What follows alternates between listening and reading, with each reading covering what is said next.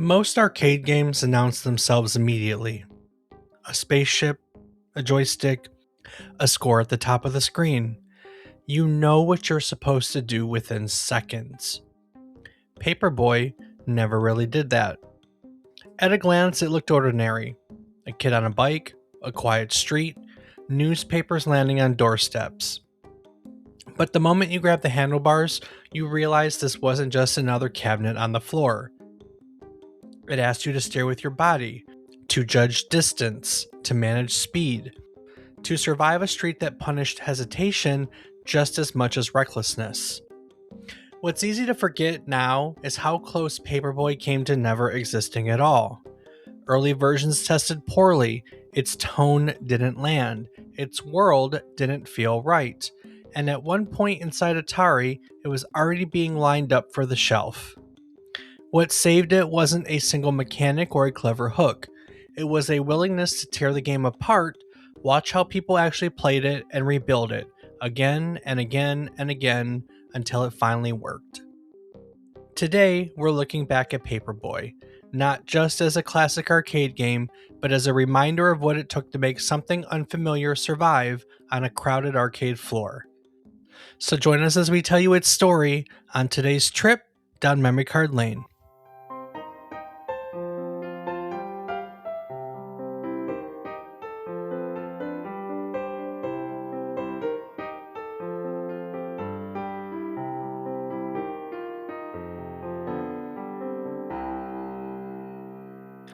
Good morning, good afternoon, and good evening.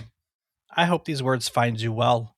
Hello and welcome to the 284th episode of our video game history podcast, A Trip Down Memory Card Lane. Each week we'll tell you a story relevant to the current week in gaming history. It can be about a game or the people who have created it. It can be about a console or the technology that brought it to life. We often talk about the companies that bring it all together, making our hobby video games a reality. While telling you each story, we hope to teach you something new about the topic, what it took from the world as its inspiration, or what it gave back to the world in its legacy. This week, we are talking about Paperboy, the 1985 arcade game from Atari, and how this simple idea survived early failure, constant revision, and even the physical limits of its own cabinet to become one of the most recognizable arcade experiences of its era. I'm David Casson, and as always, I'm joined by my co host, who'd probably insist on delivering every paper perfectly, right up until the first mailbox fight breaks out.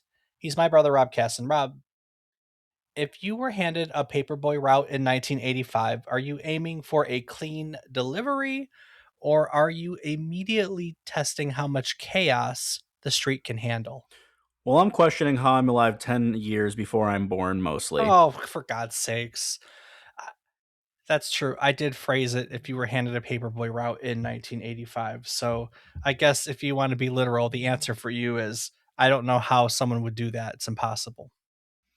Yeah, exactly. Hmm. All right. I'll accept the answer. Way to subvert this one. Congratulations.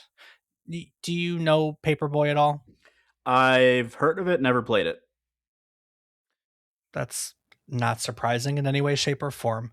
Well, it's got an interesting story that we're going to cover today. But before we get there, why don't you share with our listeners what else has happened during this week in gaming history?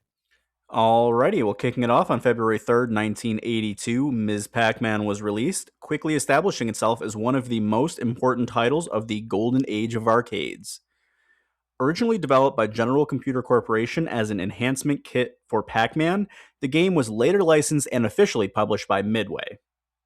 Ms. Pac-Man expanded on its predecessor with multiple maze layouts, more unpredictable ghost behavior, and animated intermissions that added personality and narrative flair.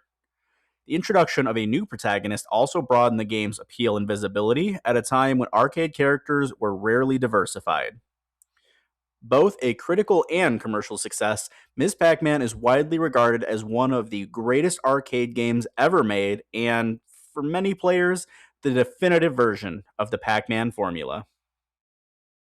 That is one of the greatest sequels of all time, no doubt. Has a very interesting story that I hope to tell someday. We've never done an episode on Miss Pac Man. We've done a Pac Man episode way in the past, but we should do an episode on. We should do an episode on Miss Pac Man. I did do a little, I've been doing daily history videos on social media. There will be a Miss Pac Man one on February 3rd. Well, by the time this publishes, it will already have been published. So there is one. Go check it out. Right on, Dave. And if you want to learn more about the original Pac Man, go look through our archives and find it and learn there. And hope in the future that we'll cover the Ms. Pac Man. Next up, on February 2nd, 1999, Trilobite, the studio behind influential CD-ROM titles like The Seventh Guest and The 11th Hour, officially shut down. Founded during the early 1990s multimedia boom, Trilobite became synonymous with full-motion video, atmospheric storytelling, and puzzle-driven design that helped define the CD-ROM era of PC gaming. While its early releases were both commercially successful and technologically ambitious, the studio struggled as interest in FMV waned and the industry shifted toward real-time 3D graphics and faster-paced gameplay. Financial difficulties and an evolving market ultimately caught up with the company, bringing its run to an end. Though Trilobite's era was brief, its games remain influential examples of a moment when experimentation and new media briefly reshaped what video games could be. We discussed Trilobite and the Seventh Guest in more detail back in episode 83, so if you want to learn more, go check it out. Now, if you've been listening for a long time, you know I am a huge Seventh Guest fan. That was a fun episode for me. The Seventh Guest is one of what are really only a handful of titles that popularized CD-ROM drives and computers, made them mainstream. People were buying computers with CD-ROM drives just to play the Seventh Guest and the Mist, and Mist is the other one. So, a very important topic, very important game in gaming history. Yeah, and still confused why they skipped the first through the sixth. Well done. Thank you. Next up, on February 3rd, 2000, Resident Evil Code Veronica was released for the Sega Dreamcast, representing a major technical and narrative step forward for the series. Developed by Capcom, the game transitioned the franchise to fully 3D environments while preserving the fixed camera angles and deliberate pacing that defined its survival horror identity. Set 3 months after the events of Resident Evil 2, the story followed Claire Redfield as she searched for her brother Chris, taking players from the haunting corridors of Rockford Island to the frozen isolation of Antarctica. Praised for its atmosphere, ambitious storytelling, and expanded character focus, Code Veronica demonstrated the series' ability to evolve with new hardware while staying true to its roots, securing its place as one of the most distinctive entries in the Resident Evil timeline.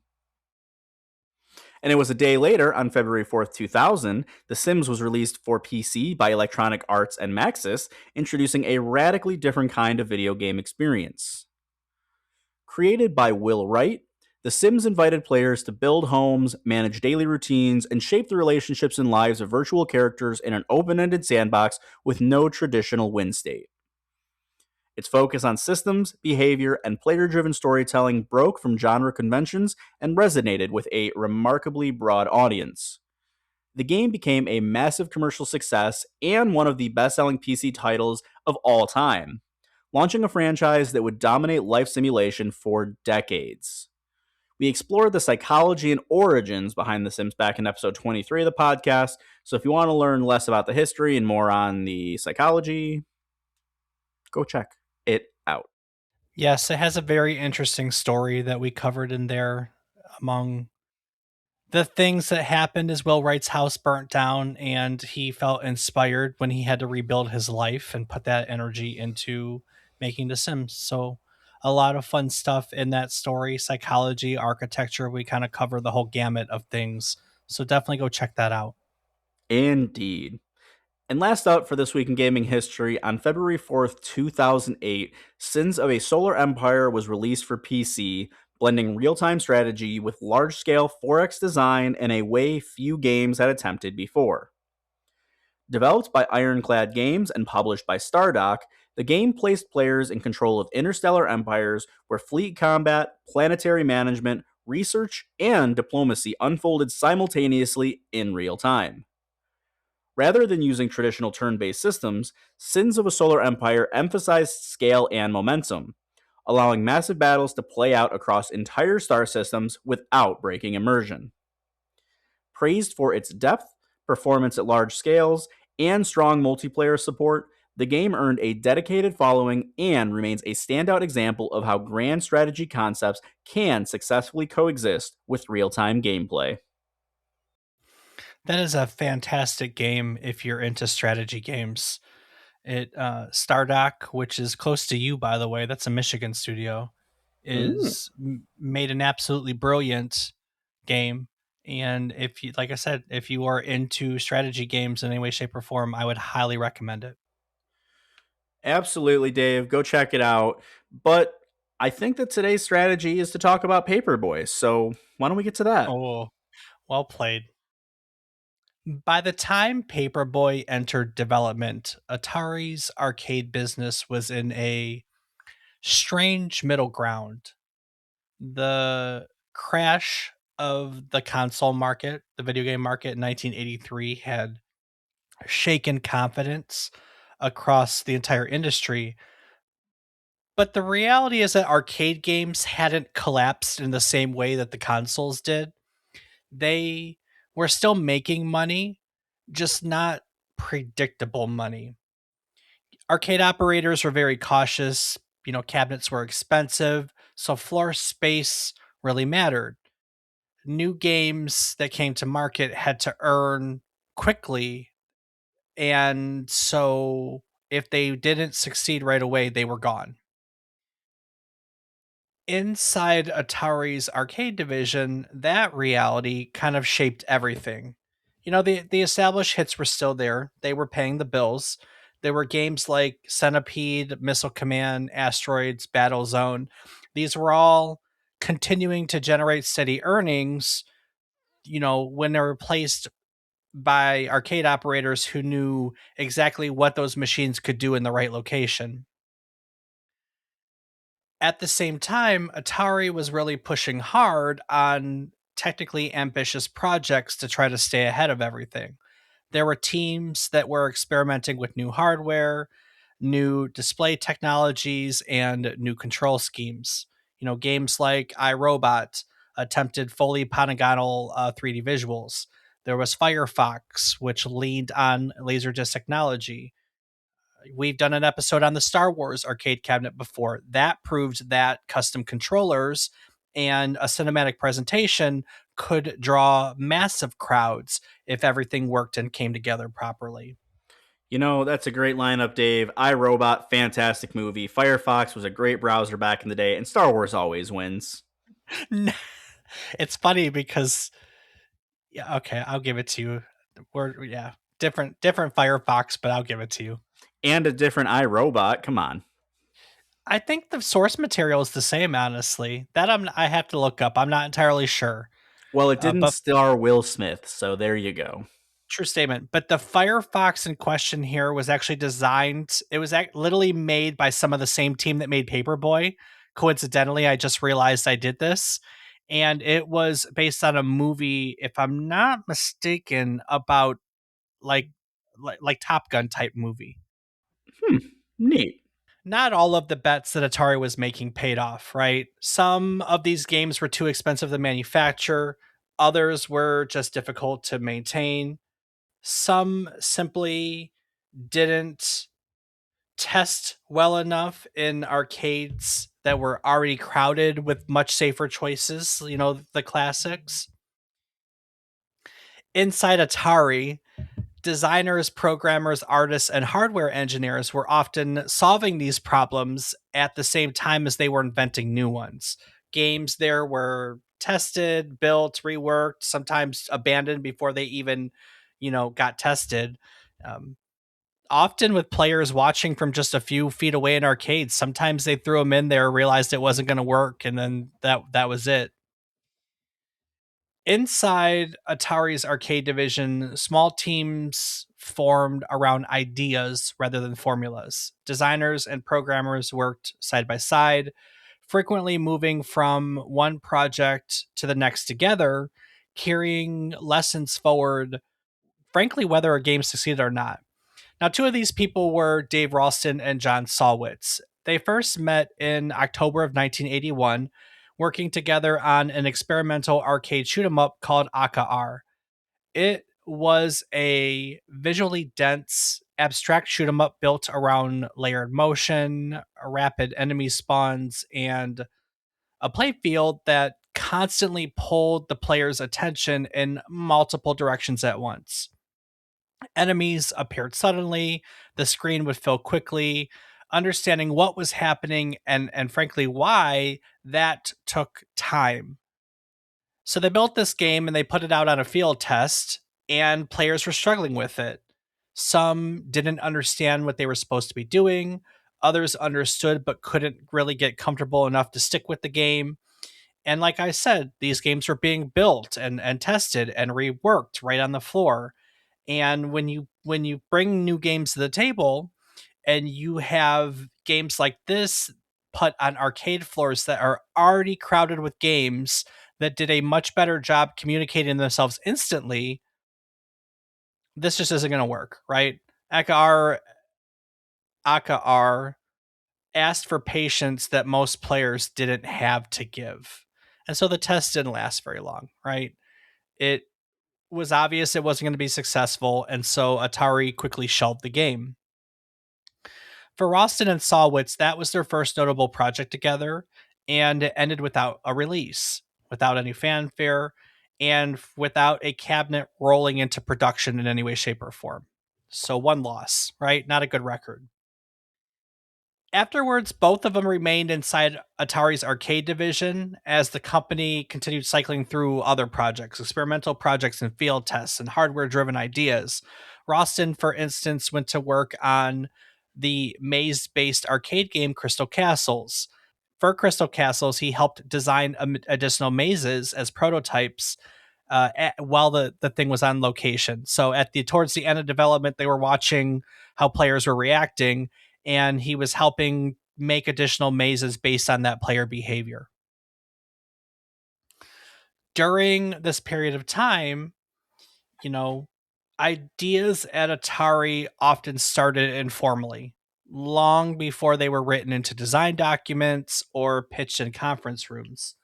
Now, according to John Salwitz, the initial spark for Paperboy came during one of Atari's regular internal brainstorming sessions. Game designer Dave Ralston, the Crystal Castles AKR guy, was drawing from his old childhood experience delivering newspapers. He sketched out a core idea.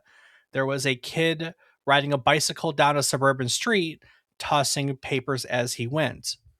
Now, it came up during the brainstorming session, but the concept didn't stay confined to the office. Former Atari product marketing executive Don Traeger later recalled encountering that idea outside of the studio altogether. I remember Dave Ralston drawing the concept of the game for me on a cocktail napkin at the old Prince of Wales pub. I wish I had kept that napkin, Traeger said. On the napkin, Ralston had sketched a street rendered in a Zaxxon-styled angle perspective. Zaxxon is another arcade title that they had. It was a isometric, like third isometric angled view. So on the napkin, they took that same Zaxxon style view, except it was a Paperboy riding forward in the same 3/4 view. Even in that early stage, the drawing wasn't really focused on a character or a gimmick. It was about movement and depth and how a long stretch of road could unfold toward the player when you're presenting it in this 3/4 view. When Ralston formally presented the idea back at Atari, using this time a transparency sheet on an overhead projector, something that we don't even know about anymore. Isn't it crazy? I think there's generations that will never know what an overhead projector is. Yeah, it is crazy to think. I mean, smart boards were starting to become a thing when I was in high school. I don't think middle school, definitely high school. And I mean, I still remember they were Elmo projectors. You had the clear laminate sheets that you could write on and dry erase markers with. And yeah, that all quickly went away. So there are definitely going to be generations. I mean, the generation now probably would be very shocked for schools that can afford to have that newer technology. So when Ralston presents this idea on the overhead projector, the response was pretty immediate. Atari leadership approved the concept right there and gave him the room to develop it further. Salwitz, who, they had been working together on their first title and they kind of never really stopped working together. Salwitz was initially skeptical. He had gravitated towards more traditional arcade genres, but this idea kind of stuck with everyone, so they pursued it. Once development began in earnest, Paperboy didn't look or feel like the game most people remember. The earliest playable versions of the game leaned heavily into the surreal. The street was filled with exaggerated cartoon like obstacles and characters. Giant snails crawled through yards. Ducks in business suits wandered the sidewalks. Ghosts appeared. Mad scientists playing pianos. There were rolling pianos. There were speed boats that appeared in traffic. The world felt closer to a dream than it did an actual neighborhood. I would say that it's like a fever dream, if anything, because I mean, if your neighborhood looks like that, then send me your address because I would love to come check that out. Yeah, for sure. The game's characters, animation, its visual identity really was being handled by artist Will Noble. He had a background in animation. He had worked on like Saturday morning cartoons in the past. And so his background in animation really enabled him to like bring energy and motion to everything on the screen. Technically, everything worked. Creatively, it was incredibly bold, right? So they make this game. Once the game leaves the lab and it enters test locations, something becomes clear to this design team very quickly. When Atari quietly observed players on location and they ran all their focus groups, reactions were muted, with one exception. According to Salwitz and Traeger, there was only one character that players consistently responded to, and that was an old woman pushing a shopping cart. And how did they react to that, Dave? Players, they went out of their way to hit the granny every time. Oh my goodness. They weren't engaging with all these bizarre characters the way the team expected. Frankly, everything else was kind of blurring together to them, but every time the granny with the shopping cart came out, players went out of their way to hit the granny. That I don't even have words for that. Salwitz later reflected that the problem wasn't the mechanics with this early version, it was the reality that the game presented. The world didn't feel recognizable enough for players to latch onto. Financially, these early tests weren't very encouraging either. Earnings were lower than expected, and again, in an arcade landscape where new cabinets had to prove themselves quickly, that frankly really mattered. Inside Atari, this was often the point where projects stalled or disappeared.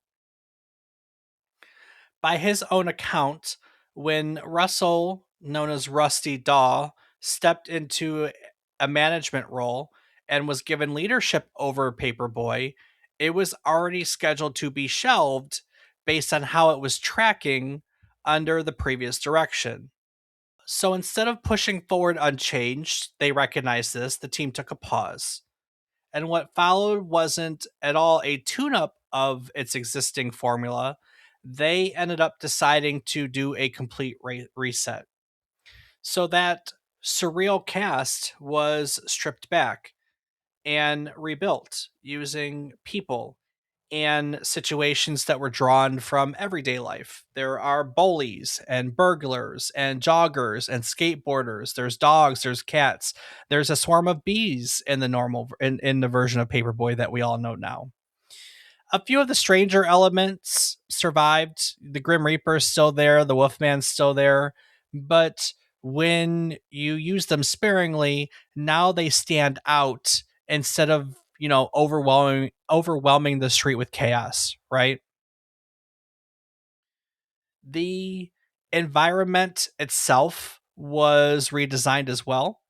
Dave Ralston laid out the entire route using 5-foot long foam core storyboards. They mapped houses and obstacles, characters, and interactions across the full length of the neighborhood. This method of laying it out physically helped the team rethink pacing, difficulty, and how events on the street unfolded moment by moment. There were other systems that evolved alongside the physical world. Rather than simply rewarding destruction, the team introduced consequences. Breaking the windows of your subscribers could now cost the player points. So they separated those points into a distinct breakage bonus system that was proposed by Atari creative director Lyle Raines, and that allowed for consequences and punishment without undermining the core scoring system. As the game expanded into 3 distinct streets, programmer Bob Flanagan was brought in to design what's now called the Grand Slam high score table, which tied performance across all the routes into a single outcome. By the time all of these changes were in place, Paperboy no longer resembled its earliest prototypes. The idea that of riding a bike down a street delivering papers had been there from the very beginning, but almost everything surrounding it had really been discovered the hard way, right? Shaped by observation and iteration, and then a willingness to scrap what you've done and rebuild what wasn't working. As Paperboy's world shifted from surreal chaos to something more grounded, the team was wrestling with another reality at the same time, and that's how the game physically survived on the arcade floor. From the beginning, Paperboy was designed around handlebars, right? The fantasy of riding a bike down a street kind of demanded it. And so early prototypes of Paperboy used basically a modified version of Atari's Star Wars yoke controller. And if you remember our episode on Star Wars, that itself came from dual handle designs that were like on Battlezone, so it has a whole legacy behind it. And that concept worked early on. Players immediately understood with the yoke how to steer, how to speed up, slow down, how to throw papers. But the reality of the situation is understanding a controller and surviving one, or having one survive you even, are two completely different things. Once Paperboy entered into field testing on a larger scale, the hardware started telling its own story. Players were leaning into the handlebars with far more force than expected. They twisted them, they yanked them, they would lean completely into them and use their full body weight to steer. And so the early versions of these cabinets, the Star Wars yoke ones, gave players way too much leverage. And that would apply enormous torque to the assembly. And the result of that is very predictable, right? When you apply enormous torque to joints and connections that aren't designed for it, what happens, Rob? Can you elaborate on that, Dave? They break. But like, why? The mounts break, the welds loosen and break. That's mostly it, right? Your screws break, your welds break, and so you're finding yourself having to do constant repairs. That's kind of interesting. Atari had a long-standing way of dealing with that problem, right? Because if you think about it, inside an arcade division, durability isn't really a theoretical thing, it's a reality thing. The arcade cabinets they were making were living in bars and bowling alleys, pizza parlors, malls, even. They're played by children, but also adults, competitive gamers, people that were already frustrated before they ever even dropped a quarter, right? So, to survive that environment, new hardware had to pass what engineers referred to as the Steuben test, named after Dave Steuben, the head of engineering. The rule was simple: if Dave, 6'5", pushing 275 pounds, could grab a controller and break it, it wasn't ready for production. I mean, that's a pretty good way of testing that. I'm just kind of surprised that they didn't just take like a regular bike and integrate it in the handlebars into it. Like, you just take the headstock and you just bolt it in and you're good to go. Like, I don't know. When when they were designing this cabinet, before it even got to Dave, John Salwitz showed one of the early handlebar prototypes to a young programmer at Atari named Mark Cerny. Now, Cerny was just 18 years old at the time. He's a slight build, smaller guy, not exactly imposing. When Salwitz mentioned that the handlebars were ready for that test, Cerny grabbed them himself and pried them clean off the cabinet. The welds, they just failed instantly. Salwitz didn't even argue the point. He just picked up the handlebars, took them back to the lab, and went looking for another solution. I could see him like sad puppy dragging his tail behind him, you know? This tiny guy just rips the handlebars right off. Yeah, that's pretty freaking bad. What followed was a long process of iteration, of reinforcement and reduction. The handlebars were narrowed, which reduced leverage. Mounting points obviously were needed to be strengthened, and they were. Materials were rethought. Each revision was retested again. Like I said, we did this through iteration, not just to feel right, but also obviously to endure this kind of abuse. Field testing in the long run revealed other physical problems. There were shorter players, especially children, who never even discovered the throw buttons as they made changes. They could ride the route, dodge obstacles, and lose lives without ever delivering a single newspaper. And that's a flaw that was really only catchable once you were watching people actually play that, right? Interesting. So it's kind of like a passive play of Dark Souls or something. Well, they didn't know the buttons even existed. They were where they were originally was on the back of the handlebars, and if you're short, you're not even going to know that they're there, right? And No, I so, get that, but it's just interesting that you were able to beat the game or like beat a level without doing the main objective. Like, right. it's Well, just not the intended play. no, and if it's a brand new game, you might not even know that that is the objective, right? They might have just thought your objective was to ride a bike down the street and dodge people. So, the fix for that's pretty straightforward, right? They moved the start buttons directly to the onto the handlebars, and that forced players to engage with those controls before play even began. Because again, start buttons, and start buttons were also throw buttons. Smart idea. Even the games, it's funny because we you don't ever think about these things. Like we talk about the games all the time, but I don't know how where else we've genuinely. I can think of one off the top of my head, but how often we genuinely talk about the iterations that arcade cabinets have to go through and how the physicality has to change, right? The first thing that comes to mind is, do you remember the early Street Fighter cabinets? The early Street Fighter cabinets had that weird button that you could actually punch, but people were injuring themselves on it because they were getting too wild with it. And so they had to come up with an alternative. And that's where like the 6 button system came from, you know?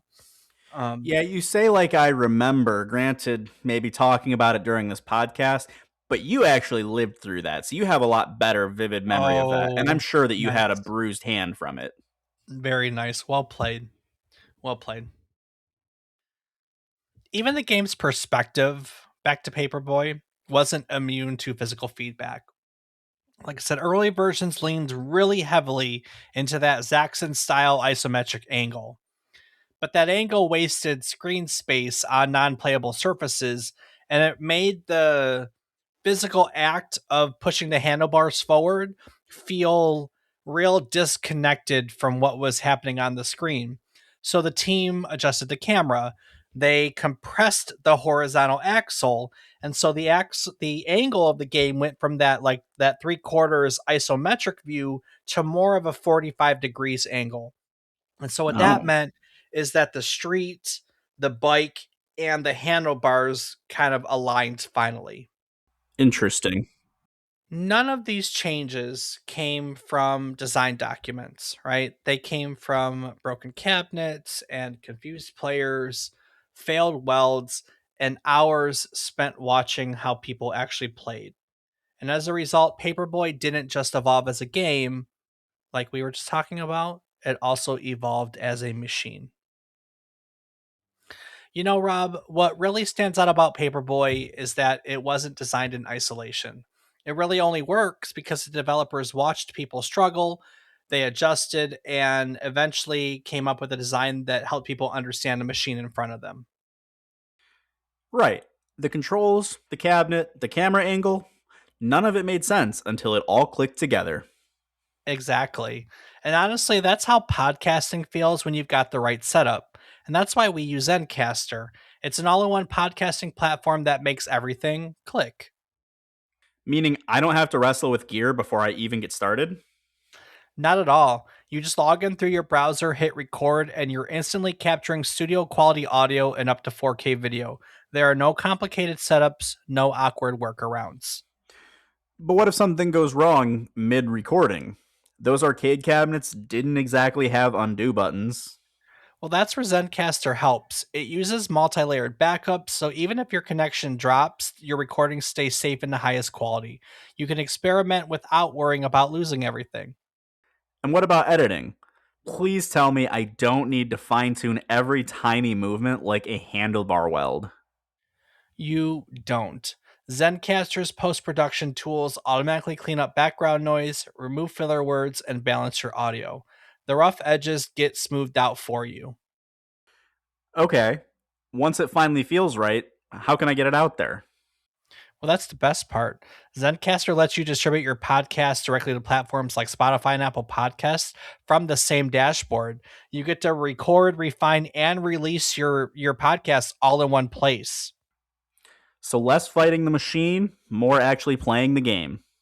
Exactly. Go over to Zencaster, that's ZENCASTR.com/pricing.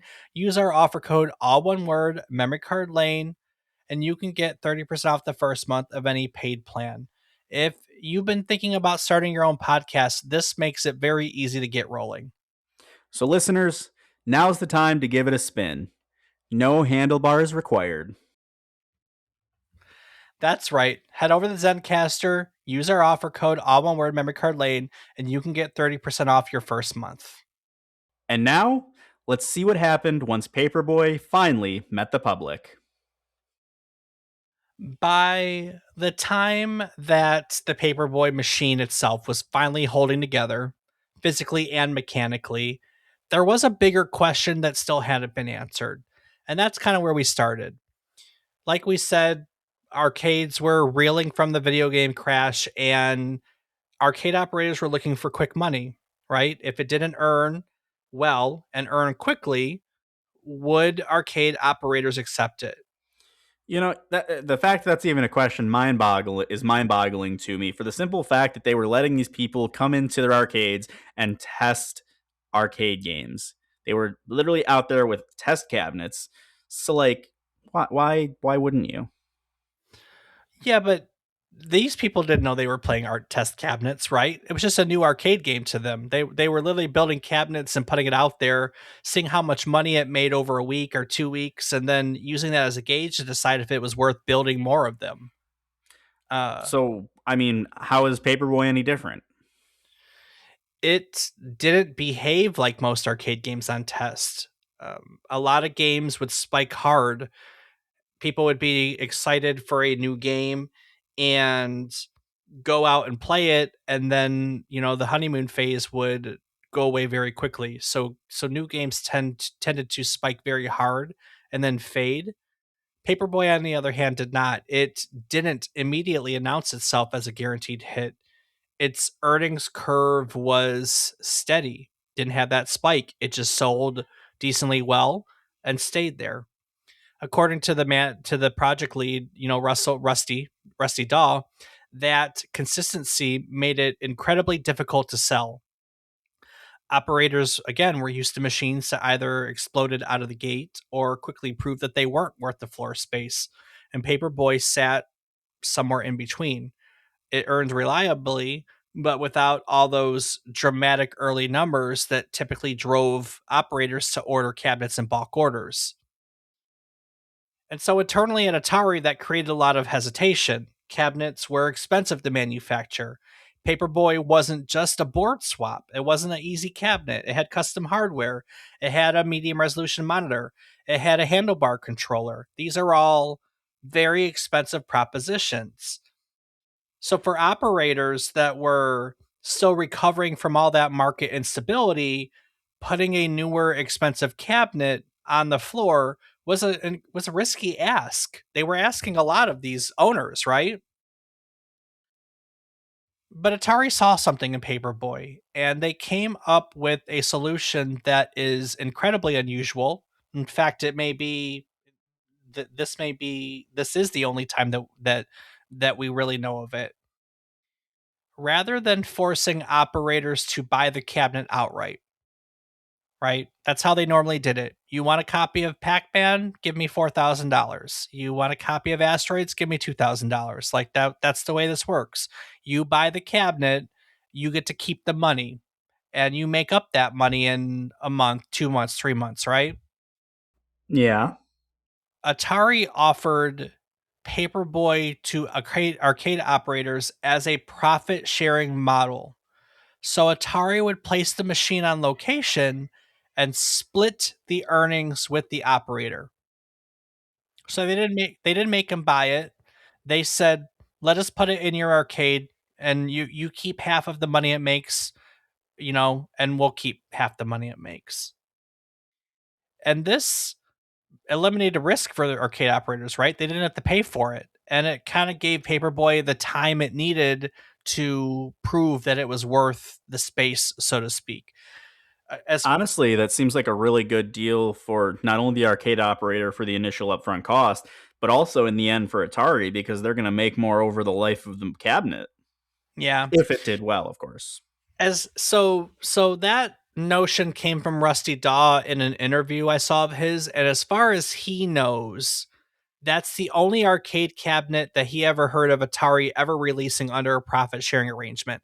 I don't know if that's the case. I didn't really look closer into it. I'm not going to pretend I did. But it's an interesting notion, that allowed these cabinets that might not have gotten out there otherwise to get into the floor. So Paperboy didn't burn out quickly. Atari ended up probably earning more than it would have if had it just sold the cabinets outright, to be fair. That's the notion. Operators who initially were very hesitant to purchase the cabinet were now finding that the game just kept pulling in quarters long after some of the last year cabinets were rotated off the floor. It was just a reliable, consistent arcade cabinet in terms of sales. There were locations that eventually returned the units back to Atari.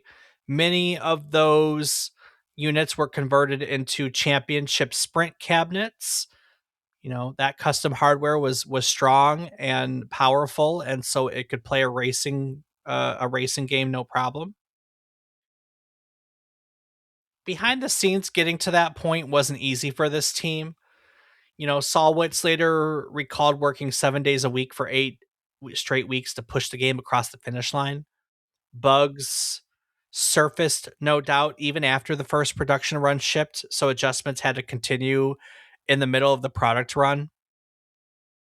But with all that being said, everything I saw indicates that once Paperboy was on a manufacturing line, The team felt that everything that it had gone through was worth it.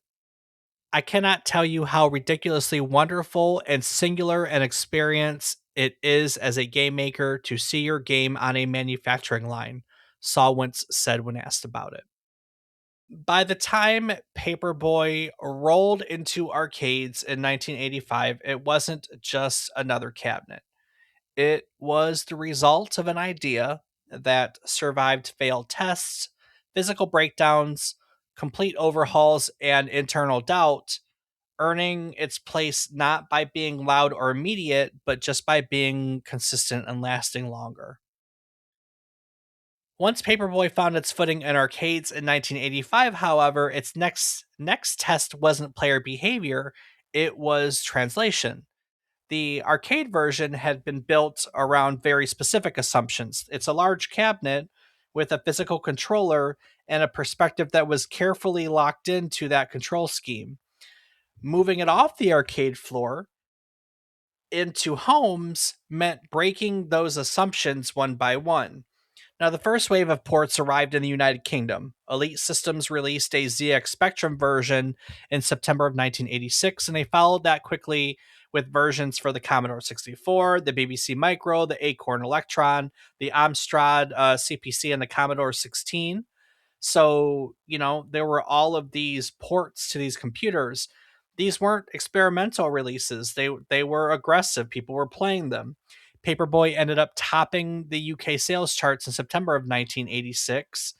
And in November, when they released a Commodore 64 version, it topped the charts again and finished the entire year as one of the UK's best selling games. That early success established a pattern that would follow Paperboy for decades. The idea of the idea of Paperboy travels extremely well. The feel of it does not always come along for the ride. As Paperboy crossed platforms throughout the late 80s and early 90s, it ended up being ported to systems like the Apple II, the Atari ST, has a DOS port, ended up on the Nintendo Entertainment System, the Game Boy, the Master System, the Lynx. Reviews for the game tended to cluster all around the same problems. Critics would praise the faithful visuals and the clear objectives, but they always returned to the same problems, right? The difficulty, the repetition, and mostly controls that never quite replaced those arcade handlebars. So there were some versions that were celebrated as near perfect conversions, but there were other versions that were criticized for stripping away the very thing that made Paperboy distinctive. The Nintendo release in particular kind of exposed that tension. It was developed really quickly and released in late 1988, and its release drew sharply divided reactions. There are some reviewers out there that praised its responsiveness and sound effects, and then there were a ton that were far less forgiving, criticizing the graphics and the sound and the controls. What really separates the responses everywhere isn't just that fidelity, not the sound or the graphics. It's really the absence of the arcade cabinet itself. And that's a pattern that you just see repeated across all these different versions of the game. Without the handlebars, Paperboy is less intuitive, it's harder to control, it's less precise, and it's more frustrating. Modern hardware made the game easier to reproduce, but not easier to adapt that feeling. So there are later releases on platforms like the Nintendo 64, it's on the Xbox 360, it's on mobile devices, but they face the same problems. The graphics improve, the performance is stable, but that core interaction, staring, going faster or slower, aiming, it never translates very well from the arcade cabinet. And so as a result, Paperboy's reputation shifts depending on what version of the game is being discussed. The arcade cabinet is remembered as a distinctive, demanding experience that's built around its cabinet. But the home versions are often judged as competent ports, sometimes impressive, but never really the definitive version of the game. I only remember playing it on the Nintendo. I don't remember playing it anywhere else. I don't know if I've ever played the cabinet. I can't recall ever playing the cabinet. So I don't know if I've ever got to experience this cabinet definitively. I know that when I played it on the NES, I was trash at it. I can tell you that. It was incredibly difficult to me. I never think I got past the first street. But I was young. I mean, the NES version, I was super young when the cabinet came out. I was young, you know. They did make a sequel in 1991. There are newer and updated versions that continue to surface decades after that cabinet, has been pulled from most arcades. It's now in compilations and arcade collections. Like I said, there are mobile remakes. There's a novelty inclusion in Lego Dimensions, so it's places. But what those releases consistently reveal, again, is just the same conclusion reached during development in 1985. Paperboy frankly works best when the game and the machine are treated as one. Before we wrap things up, I want to take this moment to remind you that Paperboy isn't just an isolated stop on our street. It's one piece of a much bigger story we've been telling about how arcade games are built, tested, broken, rebuilt, and sometimes held together just long enough to earn their place on the floor. Now, if today's episode sparked your interest in Atari's arcade era, in experimental cabinets, or those strange in between years after the video game crash, we've covered plenty of that ground before, and we've got a lot more coming. You can find this episode, our full back catalog, and a growing list of upcoming topics over on our website, which is www.memorycardlane.com. Rob, what else can listeners find when they head over to the site? You can find the calendar that will show our future episode topics, know what we'll be talking about in the coming weeks and months for this year. You can find a link to our Discord where you can chat with Dave and I about episode topics or other gaming related topics or something else. Don't know till you show up. You can find a link to our Patreon where you can get access to ad-free and unedited versions of our episodes. And you can find links to our social media, where I am on several platforms as Rob_O_Raptor and Dave.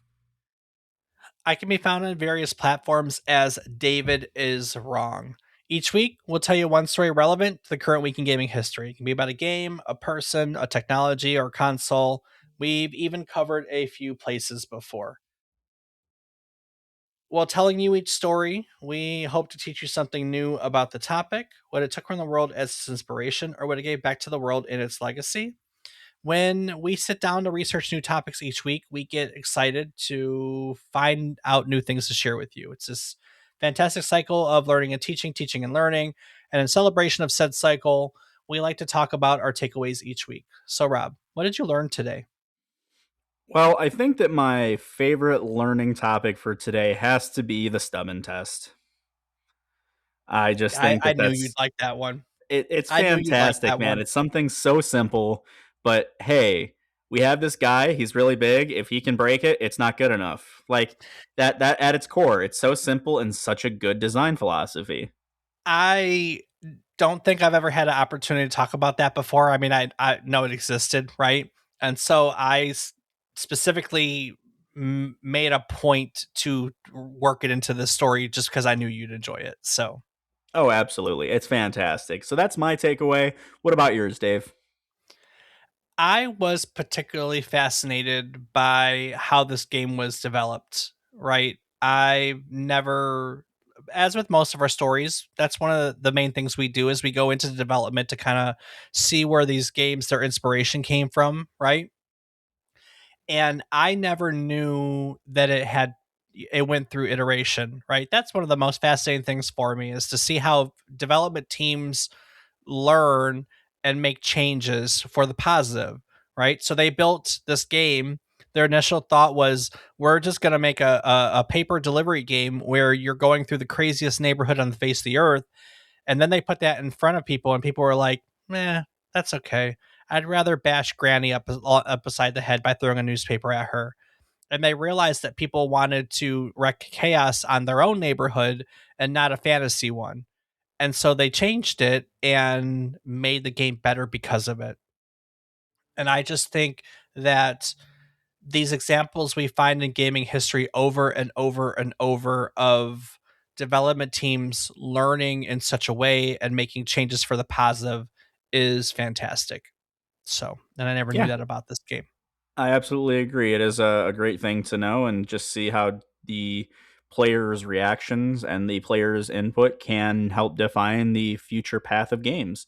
It's something we see commonly a lot more now with games being alpha and beta, where the community actually is able to provide insight and help the developers to enhance the game.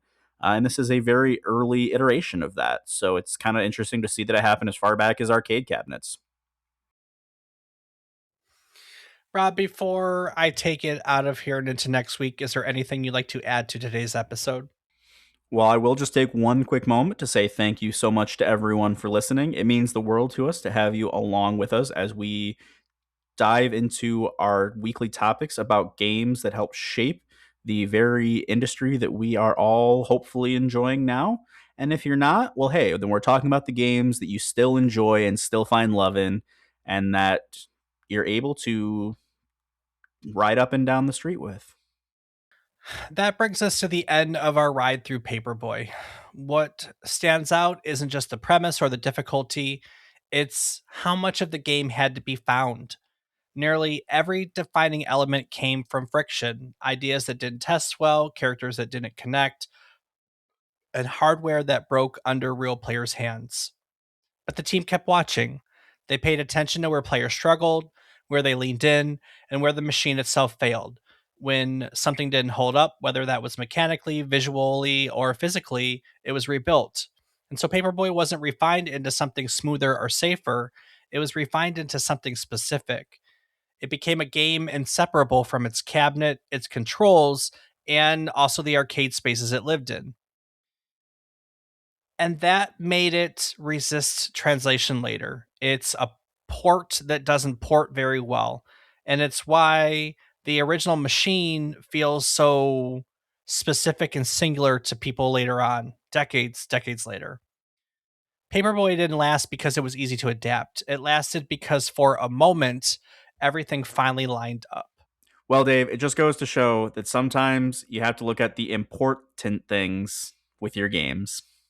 Absolutely. And when they listened, they fixed it and became successful. Next week, we're heading back to the Super Famicom era for a game that quietly pushed strategy role playing games into darker, more personal territory. In 1996, Square released Bahamut Lagoon, a tactical fantasy epic built around political betrayal, shifting loyalties, and dragons that didn't just fight for you, they grew with you.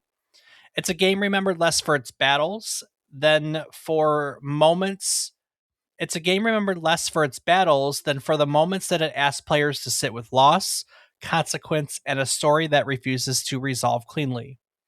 From its branching dragon system to one of the most infamous narrative turns of the 16-bit era, Bahamut Lagoon was Square experimenting with how far a strategy role-playing game could push emotion alongside mechanics. So join us next week as we explore the ambition, the heartbreak, and the legacy of Bahamut Lagoon, a game that proves that strategy role playing games can absolutely hurt your feelings as we take another trip down memory card lane. Do the thing. Dooba doom dop dop, hitting granny with newspapers.